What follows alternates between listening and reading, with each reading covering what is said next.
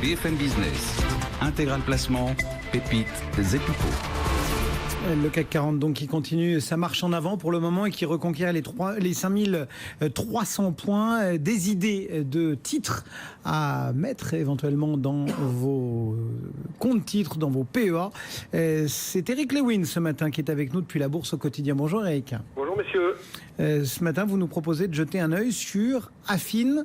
On est dans le domaine de l'immobilier. Oui, tout à fait. Écoutez, on est dans le domaine des foncières, un secteur qui est en pleine évolution.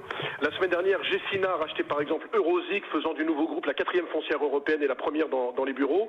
Et puis Affin, j'ai envie d'en parler parce qu'il y a pas mal de spéculations autour de ce dossier. Alors d'abord une petite présentation de la société. C'est une foncière spécialisée dans les bureaux, c'est 66% de son patrimoine, les commerces 22%, et enfin les entrepôts 12%. Une foncière qui est surtout dans les grandes métropoles régionales, avec des récentes opérations, notamment à Lille. Et pourquoi elle est intéressante? Parce qu'il y a une société qui s'appelle Orexim, qui est entrée à son capital il y a 3 ans avec 5% du capital et qui détient maintenant 20,5% de son capital. Le 8 juin dernier, Orexim a dit qu'il voulait se rapprocher de la direction d'Affin en vue soit d'un rapprochement amical, soit d'une prise de contrôle un petit peu plus agressive. Alors ce qui est intéressant, c'est qu'il y a une grande complémentarité dans les deux groupes. Ils gèrent à peu près 500 millions d'euros chacun. Et surtout, c'est que le titre Affin il est décoté, puisque l'actif net par action est de 21 €, alors qu'on vaut autour de 16,30 €.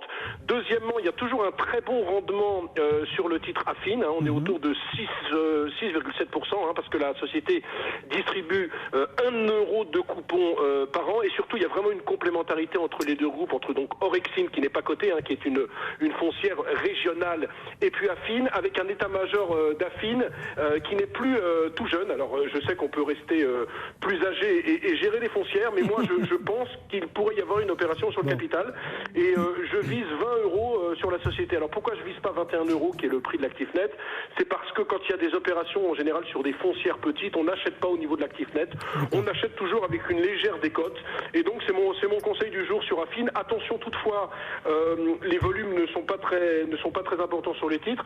Et puis dernière chose, on a donc Orexim qui a 20,5% du capital, et puis on a Hold Affin qui est contrôlé par les dirigeants d'Affin qui a 31,7% du capital. Donc tout peut se passer sur ce dossier. Moi j'ai envie vraiment de jouer un adossement. Vous savez qu'en ce moment il y a beaucoup d'adossements. Il y a eu ce matin, c'est un autre secteur, Dalenis, qui est racheté par Natixis à 9 € par action. Bref, j'ai l'impression que 2017 on va continuer sur les adossements, et donc Affin me paraît une excellente petite foncière pour jouer ce mouvement qui me paraît inéluctable. Et pourtant, pourquoi le titre ne profite pas depuis le début de l'année? Enfin, il est très en retrait par rapport aux indices. Écoutez, c'est quand même un titre qui est peu suivi par les investisseurs, qui est peu suivi par les analystes, parce qu'on est sur des capitalisations de 160 millions d'euros. Plutôt stratégie de niche, quoi. Ouais, c'est une petite niche. Il n'y a pas eu beaucoup de volume. Certains investisseurs se disent que finalement l'opération financière n'aura sans doute pas lieu, ou que ça va être long. Et vous savez, quand vous êtes un investisseur sur les foncières, souvent vous préférez racheter des gros titres comme de l'Unibail Rodamco, comme du Clépierre, plutôt que vous intéresser à des petites foncières. Il y a beaucoup de petites foncières à Paris qui sont décotées. Il y en a une autre, par exemple, qui s'appelle SCBSM, qui a une décote d'au moins 50%. Pourquoi? Parce qu'elles ne sont pas du tout dans le radar des investisseurs, elles sont très peu suivies par les analystes. Merci beaucoup Eric Lewin, donc sur Affin ce matin depuis la Bourse au quotidien.